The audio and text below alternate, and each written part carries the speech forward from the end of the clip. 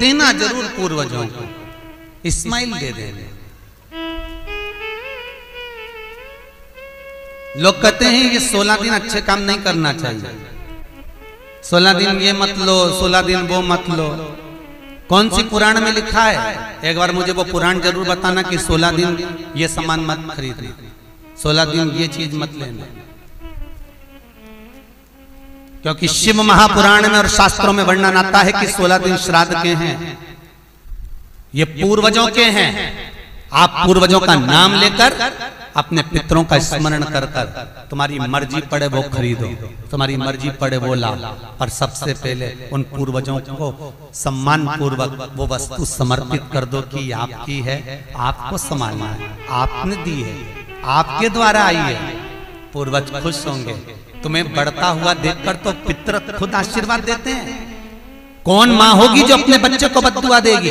कौन पिता होगा जो अपने बच्चों को बद्दुआ देगा? अगर माता पिता अपने बेटे को गाली भी देते हैं, बद्दुआ भी देते हैं, तो बाद में रोते हैं, आंख में से आंसू निकलती है। एक माँ अपने बेटे को चिल्ला देती है तो बाद में रोती है। अगर माँ अपने बच्चों पर हाथ उठा देती है तो बाद में रोती है।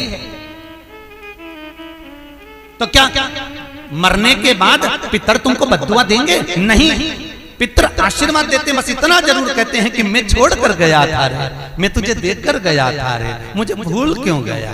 तू थोड़ा देता क्यों नहीं है?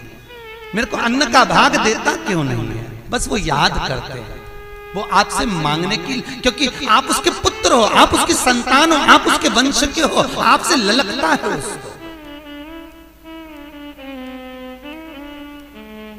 किसी दूसरे से नहीं।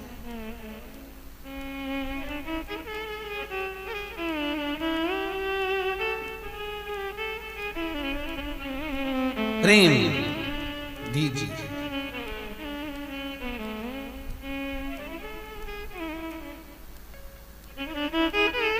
भले कोई किस भाव से आए उसका आदर हो, उसका सम्मान। कई लोगों का प्रश्न होता है, गुरुजी हम 4 भाइयों का परिवार है, पर पितृ दोष मुझ पर ही क्यों आ रहा है? मैं ही क्यों तकलीफ भोग रहा हूं? मेरे को ही क्यों कष्ट आ रहा है? मेरे ही क्यों पांव दुख रहे हैं? मेरे घर में क्यों ऐसी परेशानी आती है? सबकी सब तो सुखी है। ध्यान रखना, पितरों का जिससे लगाव होता है और जिसको पितरों ने दिया होता है, पूर्वजों ने दिया होता है, भगवान ने दिया होता है, लालसा उसी से होती है। भीख मांगने वाला, भिक्षा मांगने वाला भिखारी भी होता है, भिक्षुक भी होता है। तो गाड़ी देख लेता है कि 4 व्हीलर गाड़ी से आया है तो सेठ जी 10 रुपया देगा। कोई पैदल जाता है तो भिखारी भी सोचता है बेचारा क्या देगा, उसके पास तो खुद नहीं, पाँव में चप्पल नहीं पहना है, फिर भी हाथ फैला देता है कि दे दे तो ठीक है, नहीं तो कोई गाड़ी वाला तो देगा ना मुझको। उसी तरह घर के पूर्वज, घर के जो आहूत होते हैं, घर के जो पितर होते हैं, घर के जो वासुक होते हैं, घर के जो पूर्वज होते हैं, आशा उसी से लगते हैं जो दे सकता है। जिसके पास है ही नहीं उससे क्या आशा रखेंगे? जिसके पास कुछ है ही नहीं उससे आशा रखना क्या?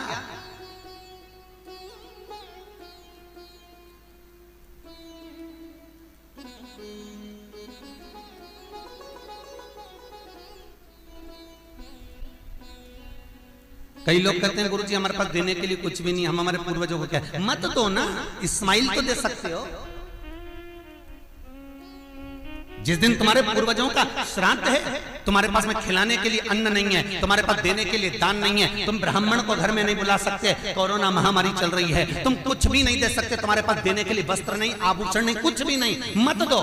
निवेदन है बस चेहरे पर प्रसन्नता रखकर, एक निवेदन है कि चेहरे पर प्रसन्नता रखकर उस दिन अपने पूर्वजों को याद जरूर करना और कह देना कि आप ही का दिया हुआ है जो हम खा रहे हैं, हम पर करुणा करना। हमारे पास कुछ भी नहीं है, डब्बे में से गुड़ या शक्कर निकालकर अरे गैस को लाइटर से जलाकर उसकी अग्नि में छोड़ देना, पर 2 दाने शक्कर के छोड़ना जरूर, जिससे वो जीवात्मा दरवाजे पर आकर भूखी ना जाए, उसके मुख में कुछ तो चला जाए और वो जीवात्मा तुम्हें आशीर्वाद दे जाए। तुम्हारे पास कुछ ना हो तो इतना तो दे सकते हो साहब।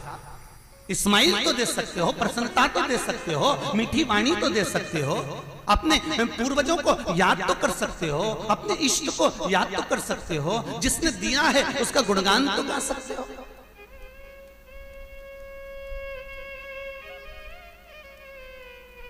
एक नई नवेली दुल्हन को पति ने एक नई नथनी लाके दे दी। कबीरदास जी लिखते हैं, नथनी दी यार ने तो दिया बखान। यार ने केवल एक नथनी लाकर दी है, पति ने केवल एक नथनी लाकर दी है, सोने की बड़ी सुंदर, सबको दिखा रही है, घूंघटे में उघाड़ उघाड़ कर दिखा रही है, मेरे पति ने दी है। झुमका बार बार दिखा रही है, मेरे पति ने दी है, मेरे पति ने दी है। एक नथनी मात्र 2000, 5000, 10,000, 20,000, 25,000, 50,000, 1 लाख, 2 लाख की नथनी पति देता है तो सारे जगत को दिखा देते हो। वो परमात्मा देता है तो किसको क्यों नहीं बोलते कि उसने दिया है, उस पूर्वजों ने दिया है। वो छोड़ कर गए थे तो हम खा रहे हैं, अगर वो छोड़कर नहीं जाते तो रोड पर मिल जाते। लोग कहते हैं हमारी माँ ने हमको क्या दिया, हमारे पिता ने हमको क्या दिया, सब उसको देकर चले गए। भले वो किसी को दे जाएं पर आशीर्वाद लिए बगैर मत जाने देना। भले वो कितना भी पक्षपात करें, भले वो कितनी भी बेईमानी करें, भले वो कितना भी कपट करें, वो सारी जायदाद उठाकर किसी को भी दे दें, पर उन माता पिता का सम्मान जरूर करना, क्योंकि वो मरते मरते आशीर्वाद जरूर दे जाएंगे कि मैंने तुझे कुछ नहीं दिया, ले मैं तुझे आशीर्वाद देता हूँ, और तुम्हें आशीर्वाद मिल गया तो तुम निहाल हो गए। वर चाहिए, आशीर्वाद चाहिए, धन दौलत नहीं। श्राद्ध पक्ष की कथा कहती है, ये श्राद्ध पक्ष का जो वर्णन गरुड़ पुराण में कहा गया कि जीवात्मा सबसे पहले जाती है तो घर पर जाती है, जैसे जट्ठा और मट्ठा की कथा।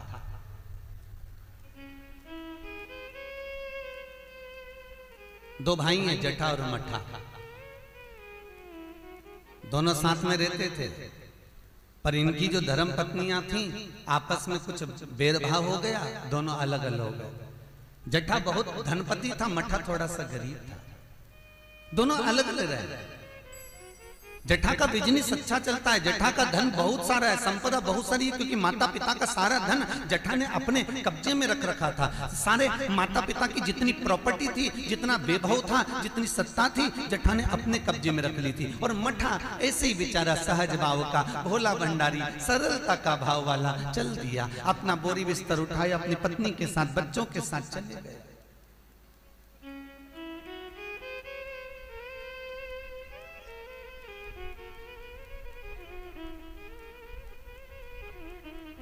सोलह दिन श्राद्ध किया गया।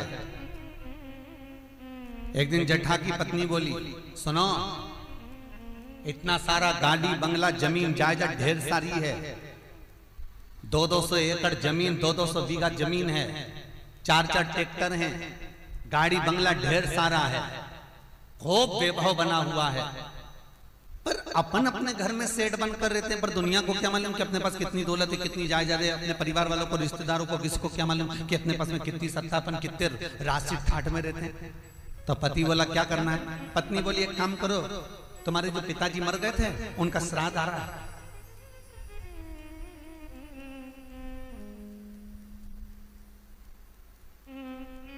तुम्हारे जो पिता चले गए थे उनका श्राद्ध आ रहा है, एक काम करो, अपन अपने पिताजी का श्राद्ध रख देते, और श्राद्ध रखेंगे तो मेरे मायके वालों को और आपके पूरे परिवार वालों को, जो आपके रिश्तेदार हैं, मित्र हैं, दोस्त हैं, और मेरे मायके वाले, मेरी सहेलियां, मेरी बेस्ट फ्रेंड, सबको बुला लें, और उनको बड़े प्रेम से अपन भोजन करा देंगे। इतने में जट्ठा बोला कि भोजन बना तो खिला तो देंगे, पर भोजन बनाएगा कौन, इतना सारा फैला हो जाएगा, उठाएगा कौन। इतने में तुरंत जट्ठा की पत्नी बोली, वो देवर और देवरानी क्या करेंगे, बाप तो उनका भी था, पिता तो उनका भी था, वो आए देवरानी, और देवरानी आकर भोजन बनाए और देवर आकर बर्तन मांजे। चलो निमंत्रण सबको देने जा रहे हैं तो उनके घर भी चल जाए। आवाज लगाई, मट्ठा, अरे ओ मट्ठा। मट्ठा ने दरवाजा खोला, छोटा सा झोपड़ा, गोबर से लिपा हुआ घर। मट्ठा हाथ जोड़कर बोला, बड़ा भाई आया है, बैठो भैया, हम बैठने नहीं आए तेरे घर में, कल पिताजी का श्राद्ध है, तेरे को बर्तन मांजने आना है, दुल्हन को भोजन बनाने आना है। श्राद्ध पक्ष में हमने ब्राह्मणी ढूंढी थी, बामनी भोजन बनाने वाली मिल नहीं रही है, सब लगी हुई है इधर उधर। देवरानी को लिए आना। भाभी हम आ तो जाएंगे, पर निवेदन इतना सा है कि पिताजी का श्राद्ध है, तो मन कर रहा है कि हम थोड़ी सी धूप छोड़ दें, इसके बाद आ जाएंगे। इतने में तुरंत भाभी बोली, सुन रे मठा, आना हो तो सुबह जल्दी आना, क्योंकि रखे हुए बर्तन कौन मांजेगा, भोजन कौन बनाएगा। इतनी देरी से आना है तो केवल क्या खाने आ रहे हो? आने की जरूरत नहीं है, तुम दोनों की जरूरत नहीं है मेरे को, मत आना तुम। छोड़ दिया। जेठा गया, अपने ससुराल वालों को बुला लिया, मायके वालों को बुला लिया, सबको बुलाया। पितृलोक से जिसकी तिथि होती है, पितरों के भगवान जिनका नाम है आर्यमा स्वामी, कौवे पर बैठकर जिसकी तिथि होती है, उस तिथि के जीव को कौवे पर बिठाकर आर्यमा स्वामी लेकर आते हैं, और जिसकी यहाँ श्राद्ध होती है उसकी छत पर कौवा छोड़ते छोड़ते जाते हैं।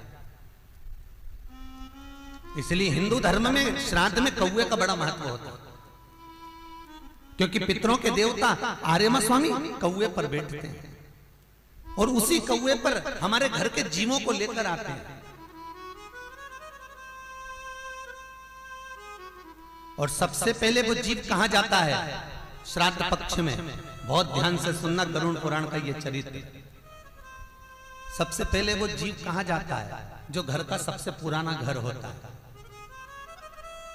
जहां पर घर का बड़ा बेटा रहता हो, जहां पर घर का पुराना मकान हो, पुराना घर हो, वहां वो जीव जाता है। 3 वृक्ष पितरों के तुल्य हैं। पहला पीपल, दूसरा बट वृक्ष, तीसरा बेलपत्र का वृक्ष। बेलपत्र का वृक्ष कभी अनायास श्राद्ध पक्ष में आप कुछ भी ना कर पाए, कुछ भी ना कर सकते हो, तो एक पत्ते के ऊपर कोई सा भी पत्ता ले लो, चाहे पान का ले हो, कोई पीपल का ले हो, कोई भी पत्ते के ऊपर एक पुड़ी, थोड़ा मीठा थोड़ा नमकीन रखकर अपनी कामना कर कर अपने पूर्वजों के लिए इन 3 वृक्ष के नीचे 16 श्राद्ध में किसी भी एक दिन आप वो भोजन को रखकर आ जाइए। अपनी कामना कर कर सुख का अनुभव होगा, पितरों को शांति मिलेगी। एक जट्ठा और मट्ठा की कथा हमने पहले कही है, वो भी हमारे पेज पे डली हुई है, आप उस पे से निकाल कर सुनना।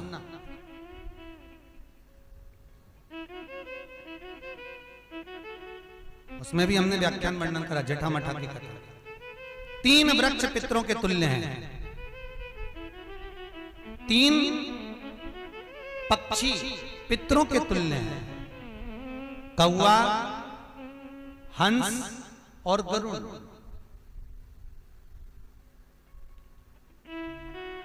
एक कौवा और एक स्वान, कुत्ता, ये 2 ऐसे होते हैं जिनको 20 मिनट पहले, आधे घंटे पहले, 1 दिन पहले, 24 घंटे पहले, 48 घंटे पहले क्या होने वाला होता है, कौवे को और स्वान को भान हो जाता है। क्यों?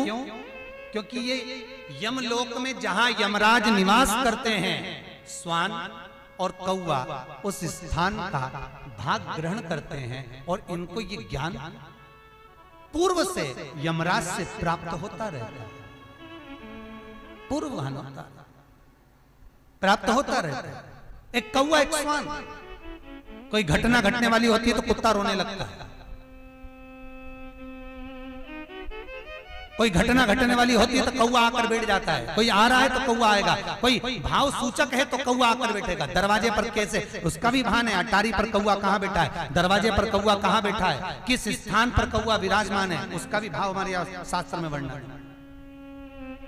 3 पक्षी, 3 वृक्ष पितरों के तुल्य हैं। पक्षियों में कौवा हंस और गरुण, ये पितरों के तुल्य, जो अधोगति में मर जाते हैं, जिनको पिंड नहीं मिलता, तर्पण नहीं होता, ब्राह्मण का भोज नहीं मिल पाता, जो मर जाते हैं, जिनका अंतिम संस्कार तक नहीं होता, जिनकी गति बिगड़ जाती है, ऐसे जीव कौवे के अंश में प्रकट होते हैं, जो पूर्ण फल लेकर जाते हैं।